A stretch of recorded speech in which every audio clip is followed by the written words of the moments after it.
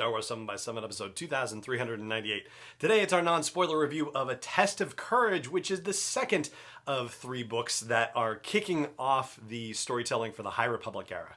Punch it.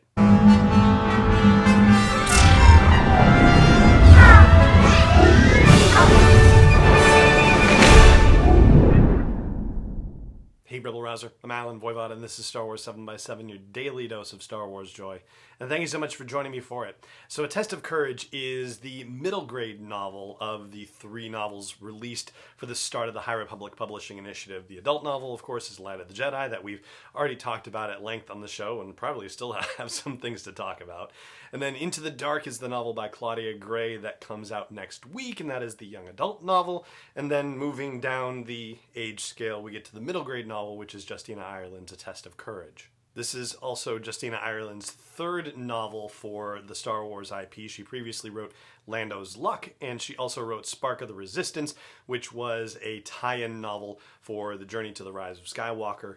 And here she is again writing about someone who I guess you could consider to be similar to Rey in the sense that both are very young Jedi prodigies, if you will, except Rey obviously had very little in the way of formal training, whereas Vernestra Rwoh, who is the lead character of this novel, has had a significant amount of training. In fact, she is one of the youngest Jedi ever to achieve the rank of Knight. But this particular facet of her backstory is introduced and then set aside. So you know who she is, and they don't lean on this as a plot device or an explanation or anything like that. And so the story really serves Vernestra as a character who develops and has the opportunity to learn based on an extreme experience that she has as a result of the events of A Test of Courage, which of course has to do with an encounter with the Nihil. So in brief, the story is this. There's a ship called the Steady Wing, and that ship is on its way to the Starlight Beacon dedication ceremony. It's leaving from a place called Port Hayleap, and it has an important delegation on it. Now, Vernestra Rwoh, along with Master Douglas and another Padawan named Imri, are supposed to be part of the delegation, and the Dalnins, who are not yet members of the Republic, are going to be sending representatives to this dedication ceremony, and it becomes a bit of a recruitment thing, etc., etc. At least that's what's supposed to happen, but the Nihil have their own reasons for that not happening, and so they sabotage the Steady Wing, and then things go south from there.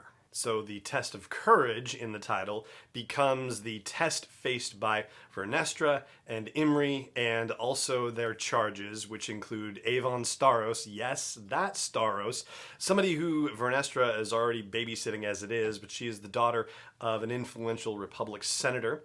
And then a character named Honesty. Honesty is the son of the Dalnin ambassador, and they are all stranded on a jungle planet and have to figure out how to survive.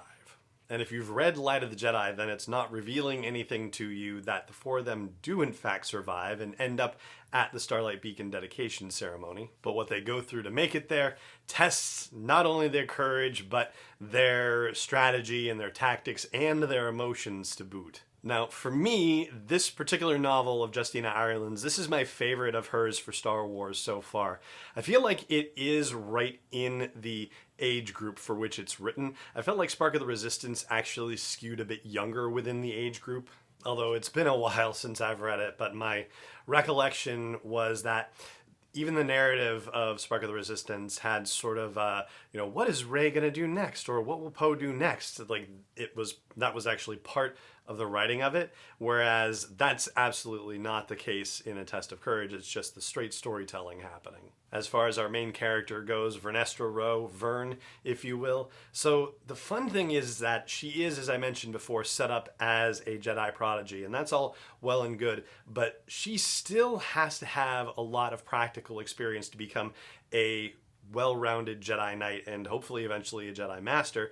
This adventure is one step in her journey, and Justine Ireland does a fantastic job of showing that even though she is a Jedi prodigy of sorts, that she has a journey to undertake and that she takes it seriously and is going to learn and make mistakes, and she is not perfect by any stretch of the imagination, which makes her all the more interesting.